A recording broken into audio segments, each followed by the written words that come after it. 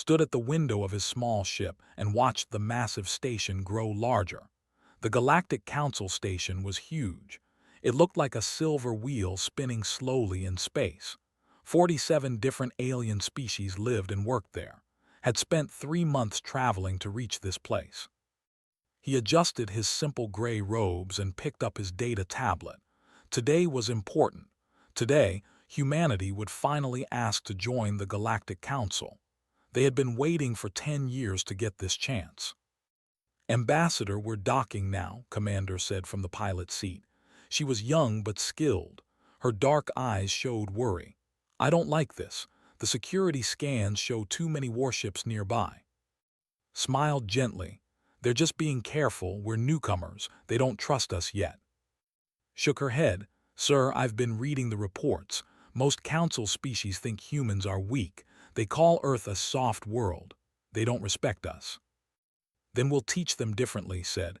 His voice was calm and patient. "Through words, not weapons. That's why I'm here." The ship docked with a soft clang, walked to the airlock. Before he left, grabbed his arm. "Be careful," she said. "I'll monitor everything from here. If anything goes wrong, I'll get you out." Nodded and stepped through the airlock. The council chamber was enormous. The ceiling stretched up so high that couldn't see the top. Seats rose in circular rows around a central platform. Each seat held a different alien species. Some looked like giant insects. Others were covered in scales or fur. A few glowed with strange lights. Walked to the center platform. He could feel hundreds of eyes watching him. He heard whispers in languages he didn't understand. Then he heard laughter. A massive creature stood up from the highest seat. It was covered in thick red armor that looked like it grew from its skin. 4 arms ended in claws. Its face had too many teeth. "This is the human," the creature's voice boomed. Its translator made the words sound harsh. "This tiny, soft thing, I am Warlord Crag of the Empire. I have fought in 1,000 battles, and you send us this." More laughter filled the chamber, kept his face neutral. Another alien stood. This one was tall and thin, with skin like blue crystal. "I am Elder of the Collective. We have existed for 50,000 years. Humans discovered fire only yesterday in cosmic time. What could you possibly offer this council?" Waited for the laughter to stop, then he spoke clearly. "We offer friendship. We offer our knowledge, small as it may be. We offer trade and cultural exchange. Earth is young, yes, but young trees grow into strong forests." "Pretty words," a third alien hissed. It looked like a massive snake with dozens of legs. "The Hive has analyzed human biology. You have no natural weapons, no armor, no venom. You would die in minutes on most civilized worlds. You are prey animals pretending to be equals." Remained calm. "We are different, yes, but difference can be strength." "Weakness," Warlord Crag said. "I could tear you apart with one hand." "Perhaps," agreed. "But that's not why we're here. We're here to talk, to build bridges, too." "Enough," Elder raised a crystalline hand. "The council has made its decision. Before you arrived, we reviewed your petition." Felt hope rise in his chest. Maybe they would listen after all. "Your petition is," Elder continued. "Furthermore, we have discovered evidence of human espionage. You have been spying on council communications." His eyes widened. "That's not true. We would never." "Security," Warlord Crag shouted.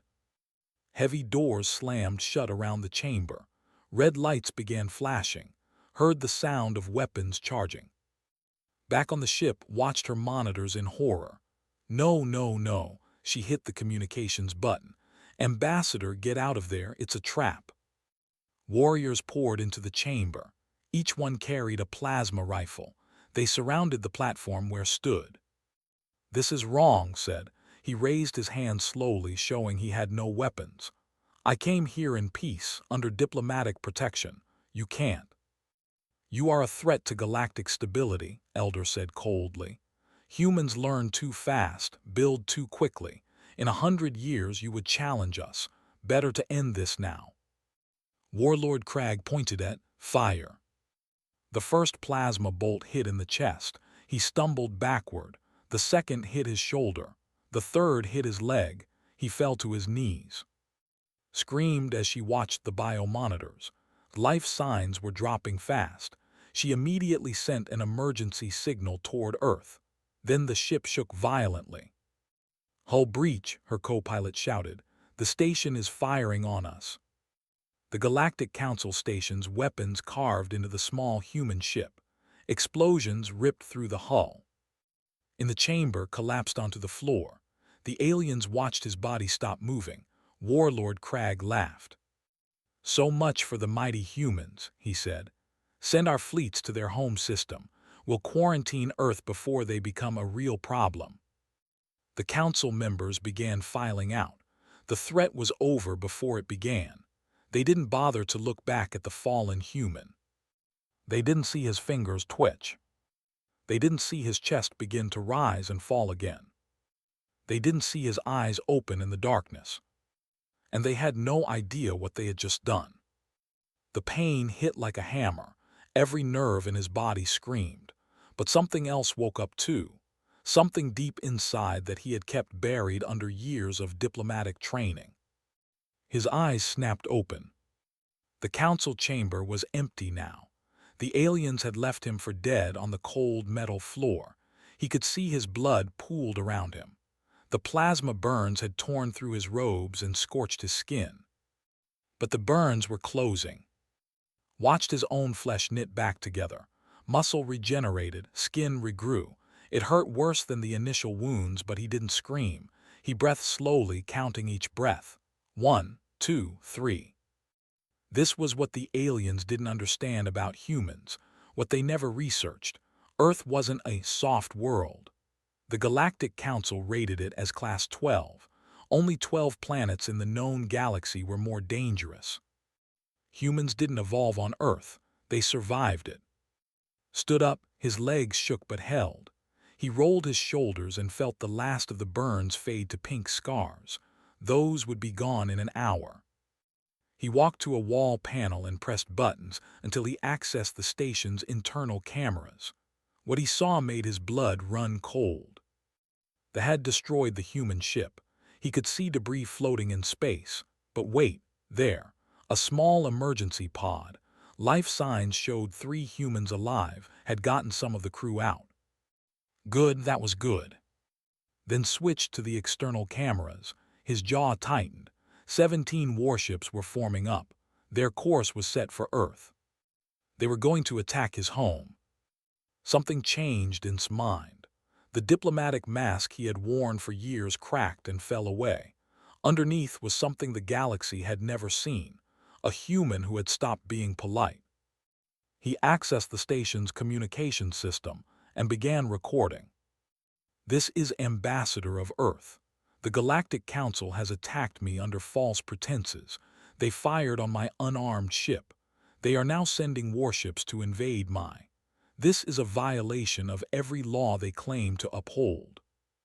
He paused. When he spoke again, his voice was different, colder. "You wanted to see what humans really are. You're about to learn. I am giving the Council 72 hours to surrender the leaders who ordered this attack. If they refuse, there will be consequences." Ended the recording and broadcast it on every channel he could find. It would reach millions of species across the galaxy within hours. Then he went hunting. The station's security center was 2 levels down. Took the maintenance tunnels to avoid cameras.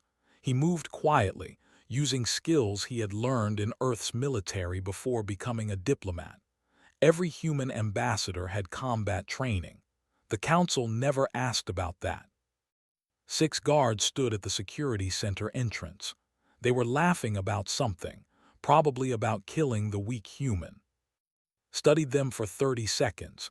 He counted their weapons, noted their armor's weak points, watched how they moved. Humans were good at patterns.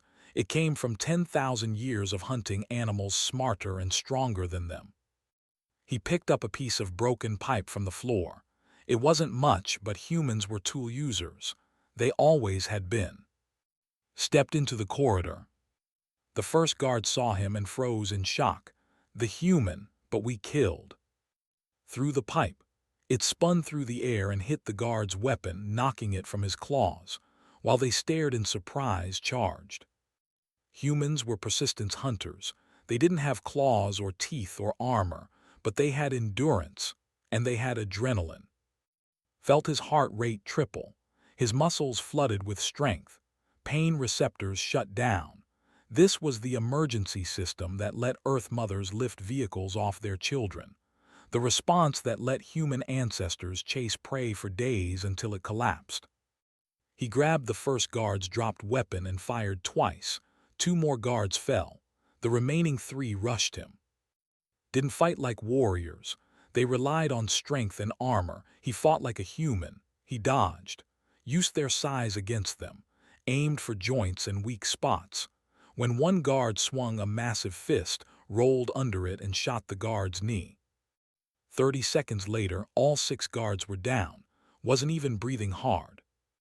He entered the security center and locked the door behind him. The monitors showed the entire station. Hundreds of aliens going about their business. None of them knew what had just happened. Access the detention levels. As he suspected, the Council kept political prisoners, beings from species who had disagreed with Council policies. He started opening cell doors remotely. An alien appeared on one of his screens. It looked like a furry ball with 8 legs and large eyes. It stared at the open cell door in confusion. "Hello," said through the speakers. "My name is I'm from Earth. The Council just tried to kill me and my crew. I'm guessing they've done bad things to you too." The furry alien nodded slowly. "I'm opening all the prison cells," continued. "If you want revenge, come to Security Center 7. I'm going to take control of this station. Anyone who helps me will have my protection." He opened every cell. 73 prisoners from 20 different species. Not all of them would come.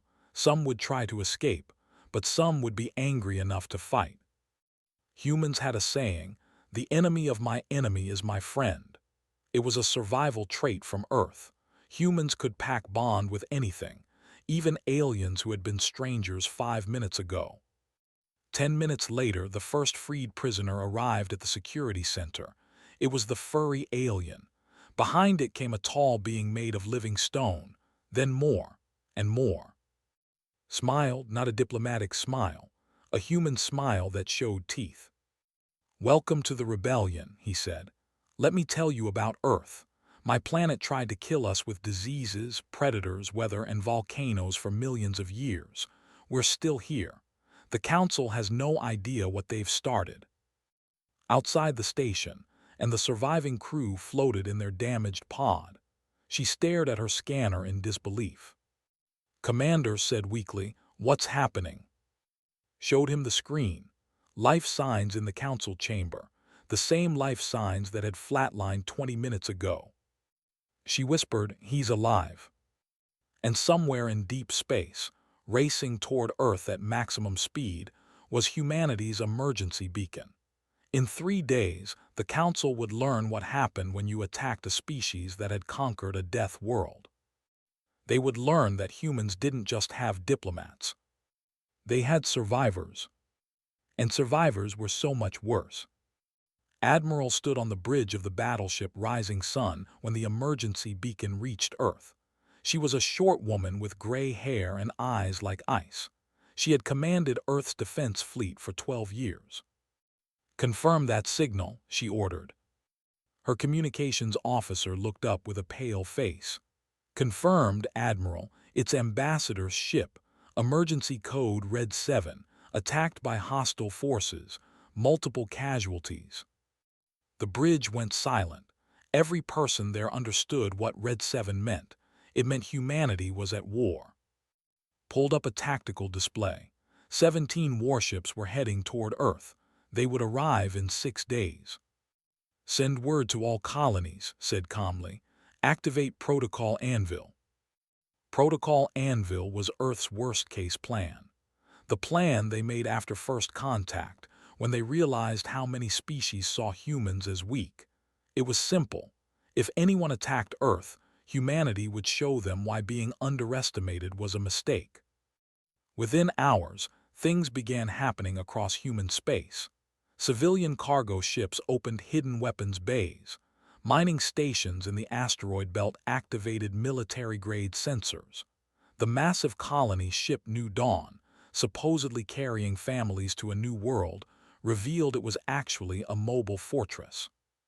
Humans had been preparing for this day since the moment they joined galactic civilization. They just hadn't told anyone. On Earth, people gathered in city squares and watched the news. As broadcast from the council station had reached home, everyone had seen the attack. Everyone had heard his warning. There was no panic. Instead, recruitment centers were flooded with volunteers. Factories switched to wartime production. Scientists began sharing weapons research they had been told to keep secret. Admiral stood before the planetary council. The leaders of Earth looked at her with grim faces. "What are our chances?" President asked. "Depends on what you mean by chances," replied. "We can't stop all 17 ships from reaching Earth, but we can make sure they regret it, and we can make sure the rest of the galaxy sees what happens when you attack humans." "Civilian casualties?" asked quietly. High admitted. "The ships are designed for bombardment, but we've been evacuating coastal cities since the beacon arrived. We'll save who we can." Another council member spoke up. "Should we surrender, ask for mercy?" Every person in the room turned to stare at him. The expression didn't change, but her voice dropped to something dangerous. "Counselor, we sent them a diplomat, an unarmed man whose job was to make friends. They shot him. They destroyed his ship. They're coming here to do the same to 3 billion humans. There will be no surrender. There will be no mercy. There will only be consequences." The council voted. It was unanimous. Earth would fight. Far away on the Galactic Council station was keeping his promise. He now controlled 3 entire sections of the station. His freed prisoners had captured weapons and supplies. More importantly, they had captured information. A small alien named sat at a computer terminal. She had been imprisoned for speaking against the council. Now she was hacking into their classified files. "Ambassador," she called out, "you need to see this." Walked over. His diplomatic robes were torn and burned now. He had tied them back like combat gear. Blood stained the fabric, but none of it was his. "What did you find?" Pulled up files. "This wasn't just about your species. The Council has done this before, 23 times in the last 1,000 years. Any species that advances too quickly gets eliminated. They call it maintaining galactic stability." Read the files. His jaw clenched. 23 civilizations destroyed. Billions of lives snuffed out because the Council feared competition. "Copy everything," he ordered. "Every file, every communication, every order. We're going to show the galaxy what their precious council really is." Alarms suddenly blared, pulled up security cameras. Soldiers were pouring into the station. Hundreds of them. Warlord Crag himself led them. "They're coming for us," said nervously. "Good," replied. He activated the station-wide speakers. "Attention all defenders, the enemy is here. Remember, we're not trying to win. We're trying to survive long enough for help to arrive. Use every trick you know. Humans, show our new friends how we fight." The human crew members who had escaped the ship's destruction had made their way to the station. There were only 7 of them, including, but 7 humans with a reason to fight were dangerous. Set up explosives in a corridor, not to kill but to collapse the ceiling. Hacked into the environmental systems to create fog in certain areas. Another crew member was a former military sniper. She found a high position with good. The battle for the station began. Warriors were strong and tough. They had better armor and bigger weapons. But they fought like they always did, straightforward charges, relying on strength. Humans fought like Earth predators. They set traps, used ambush tactics, hit and run. They learned the station's layout and used it against enemies who outweighed them by 300 pounds. Warlord Crag grew frustrated. His forces should have won in minutes. Instead, an hour had passed and he had lost 50 warriors. The humans were ghosts. They appeared, fired, and vanished. He didn't understand human warfare. On Earth, humans had fought each other for thousands of years. They had developed tactics for fighting stronger opponents. They had learned creativity, improvisation, deception. And most importantly, humans had learned patience. They could wait days for the perfect shot, follow enemies for weeks, hold grudges for generations. In orbit above the station, something new appeared. A massive ship dropped out of faster-than-light travel.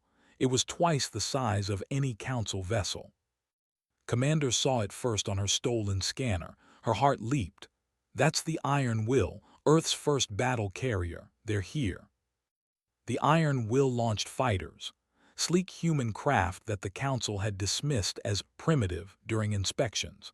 Those primitive fighters tore through vessels like paper. Admiral's face appeared on every screen in the station. This is Admiral of the Earth Defense Fleet to all human personnel. Reinforcements have arrived. Hold your positions. We're coming to get you. Then she turned to address the Council ships. This is Admiral to all Galactic Council forces. You attacked our diplomats. You declared war on humanity. You have made a terrible mistake. Commanders laughed. One human ship against their fleet. They opened fire. That's when they learned the second thing about humans. They lied, they bluffed, they tricked. The Iron Will wasn't alone. 30 more human ships around it. Earth's entire stealth fleet had been hidden in the area for weeks, just in case something went wrong. The battle lasted 4 hours. When it ended, 12 warships were destroyed or captured. The other 5 fled back to Council space. Stood in the Council chamber again. This time he wasn't alone. Freed prisoners stood with him. Human soldiers guarded the doors. Admiral walked in, her boots clicking on the metal floor. "Ambassador," she saluted, "good to see you alive." Admiral nodded. "Thank you for the rescue, but we're not done. I need you to send a message to every species in the galaxy." "What message?" Smiled. "Tell them the humans are coming. Tell them we have evidence of the Council's crimes. And tell them we're offering a choice. Stand with us for justice or stand against us and face consequences." The message spread across the galaxy like wildfire.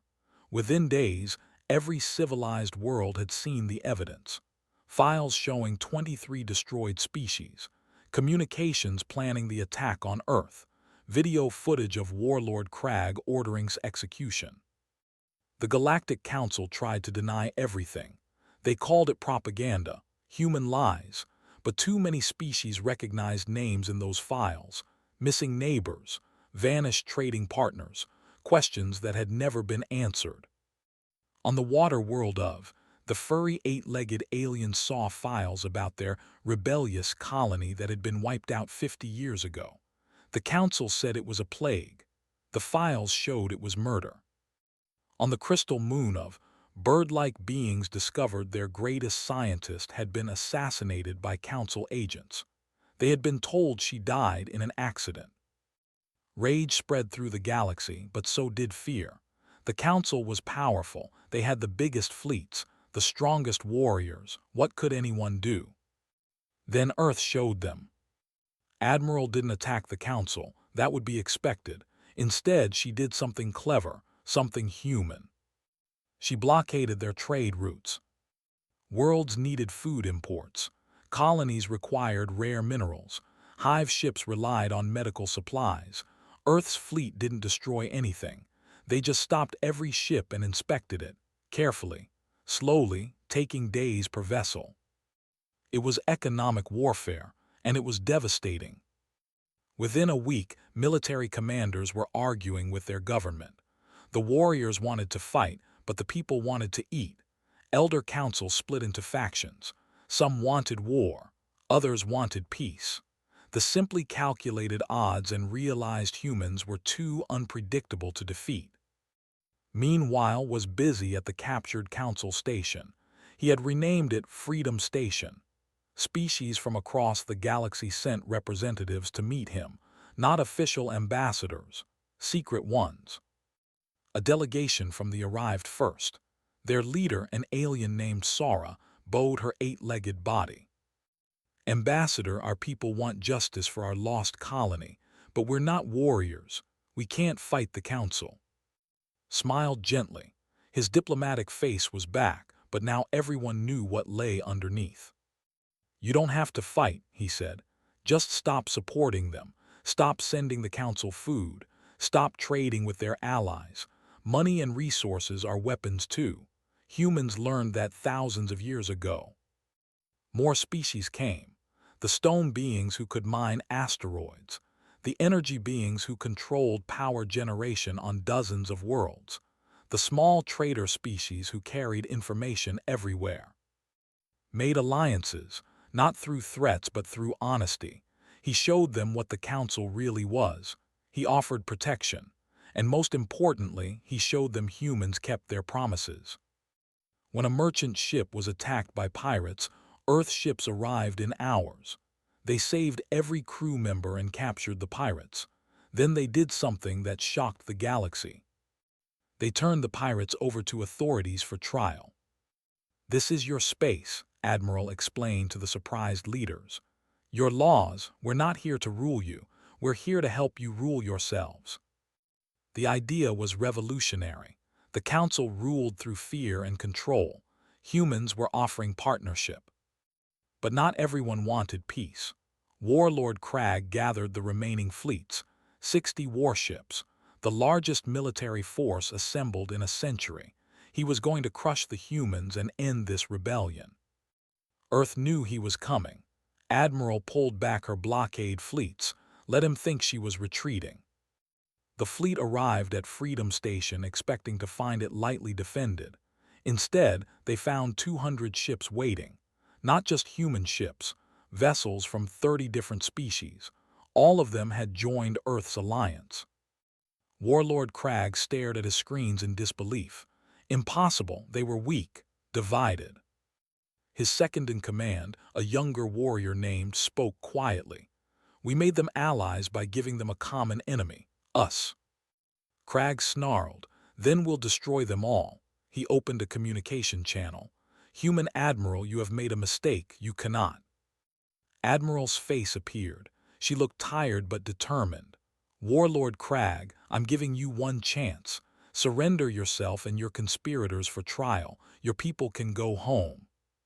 Never, Crag roared. Do not surrender. Then we'll learn, replied.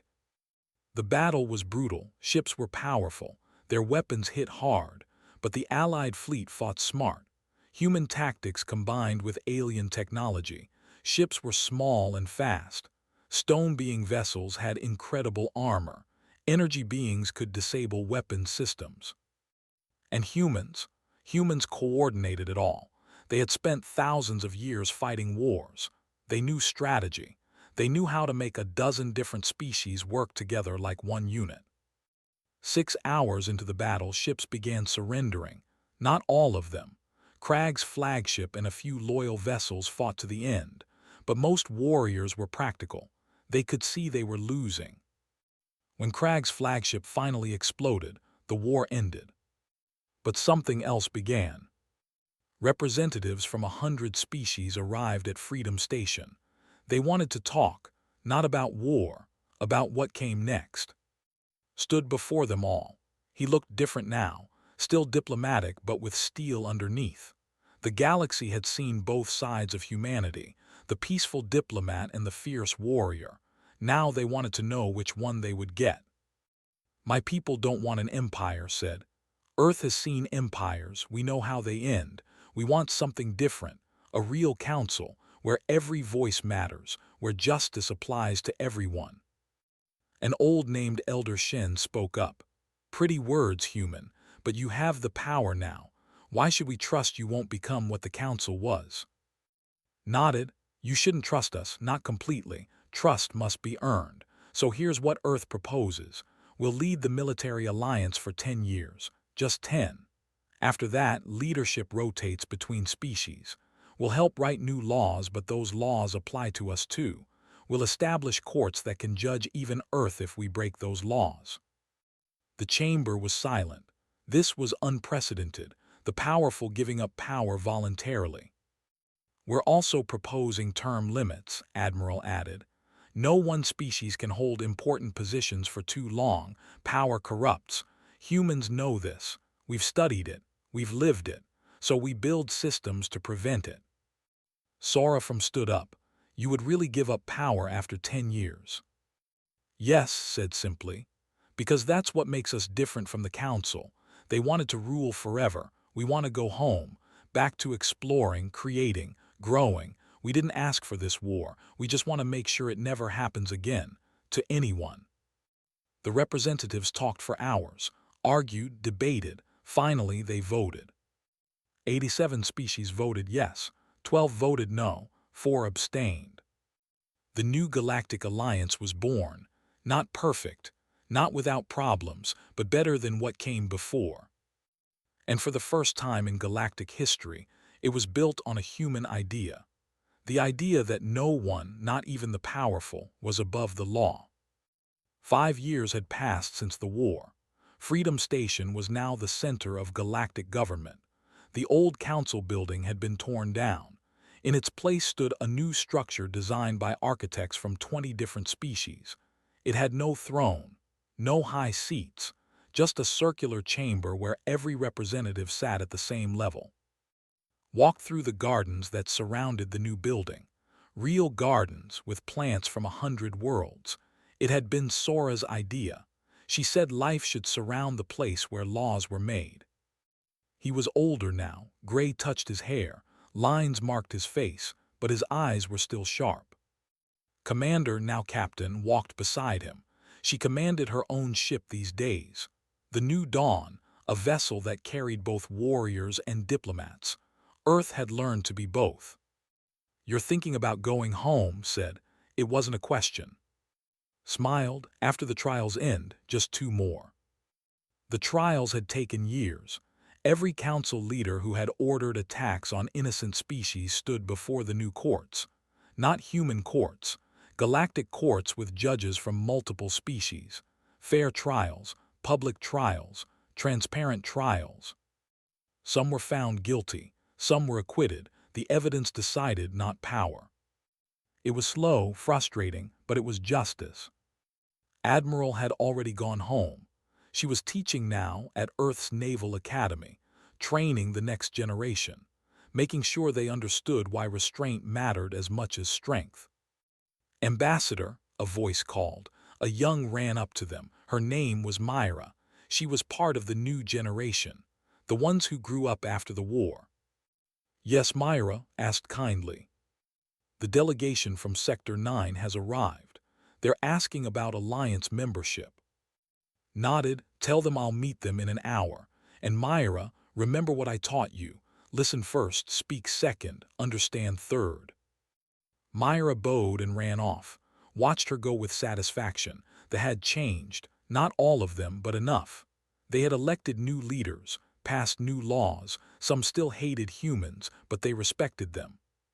She's good, observed. They're all good, replied. Given a chance, that's all most beings need, a chance. They reached the memorial garden. Here, names were carved in stone. Every being who died in the war, human and alien alike. Over 3,000 names. 3,000 lives lost because the council had been afraid. Touched the name of a crew member from his original ship.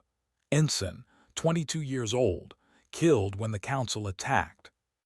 We did this for them, he said quietly. Not for glory, not for power, for them. I know, said. That evening attended a session of the new Alliance Council, a dispute between 2 mining companies. One human, one. They both claimed the same asteroid field. In the old days, the council would have given it to whoever had more military power. Now, lawyers argued, evidence was presented, compromise was reached. The asteroid field would be split. Both companies would share the resources. It was boring, mundane, peaceful. It was beautiful. After the session, Elder Shen approached. The old moved slowly now. Age touched all species eventually. "You're leaving soon," Shen said. Another statement, not a question. "Yes, my term as head ambassador ends next month. Captain Minyu is taking over," smiled. "He's better at this than me anyway, more patient." Shen's crystalline face showed something like amusement. "You humans, always in a hurry. We think in centuries, you think in decades." "Maybe that's good," replied. "Different perspectives. Some problems need quick solutions. Some need slow ones. Together we can handle both." Shen was quiet for a moment. Then, "I owe you an apology." Raised an eyebrow. "When you first came to the old council, I called humans children. I was wrong. Not because you're not young, you are, but youth isn't weakness. Sometimes it's strength. You saw problems we had ignored you fixed them in years." "We didn't fix everything," said. "There's still poverty, still crime, still disagreements." "But there's hope," Shen said. "That's what you brought. Hope that things can change, that the powerful can choose to be fair. That's a very human gift." The final trial was Warlord Crag's second in command. Unlike his former leader, had surrendered. He had cooperated, given evidence, helped convict other war criminals. Watch from the gallery as the verdict came down. Guilty of following illegal orders, but not guilty of giving them. Sentence: 20 years of service to the Alliance, working to rebuild what the war had destroyed. It was controversial. Some wanted execution, others wanted mercy. The court chose accountability. As was led away, he looked up at. Their eyes met. The warrior nodded slightly. Respect between former enemies. Another human concept spreading through the galaxy. On its last day, representatives from dozens of species came to say goodbye. They brought gifts, words of thanks, promises of friendship. Sarafim presented him with a sculpture made by her people. 8 curved pieces of metal representing their 8 legs, but arranged to form a circle. Unity. "We will miss you," she said. "You showed us how to be brave." "You were always brave," replied. "You just needed someone to believe in you." Captain Minyu found in his quarters, packing. The younger man looked nervous. "I can't do this like you did," Minyu said. "I'm not you." Laughed. "Good, don't be me, be better. Learn from my mistakes, make new ones, that's how we improve." "What if I fail?" "Then you'll get back up, that's what humans do," placed a hand on Minyu's shoulder. "You know what the galaxy learned about us. Not that we're strong, not that we're smart. They learned we don't quit. We fail. We fall. We lose, but we get back up. Every single time, teach them that." The transport ship that would take back to Earth was small and simple, just like the one he had arrived in years ago. Full circle. As he walked to the docking bay, walked beside him one last time. "Any regrets?" she asked. "Thought about it, thought about the people who died, the war, the pain, but also about the justice, the peace, the hope." "No," he said finally. "I wish it hadn't been necessary, but I don't regret fighting for what was right." The ship lifted off, watched Freedom Station shrink in the viewport, all those species working together, building something better. Earth appeared ahead, blue and green and beautiful, home. When stepped off the ship, reporters surrounded him.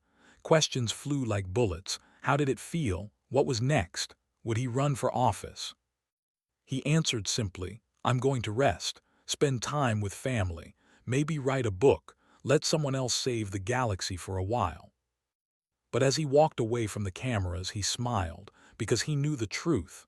Humanity had changed the galaxy, not through conquest, not through dominance, but by showing that even the powerful could choose to be fair, that even the strong could choose mercy, that laws applied to everyone. And that's what would endure, long after was gone, long after this generation passed. The idea would remain, the idea that no being, no species, no alliance was above justice. It was a very human idea, and the galaxy was better for it. Years later, alien children would learn about the war in school. They would learn about Warlord Crag's attack, about the old council's crimes, and they would learn about Ambassador, the human who came in peace, who was attacked, who fought back, and who, when he won, chose justice over revenge. They would learn that humans were dangerous, but not in the way the old council feared. Humans were dangerous because they believed things could be better, because they didn't accept that's how it's always been, because they thought laws should protect everyone, not just the powerful. And most dangerous of all, they convinced others to believe it too. That was humanity's true form, not warriors, not diplomats, but teachers. Teachers who showed the galaxy that the future didn't have to be like the past. And the galaxy slowly, gratefully learned.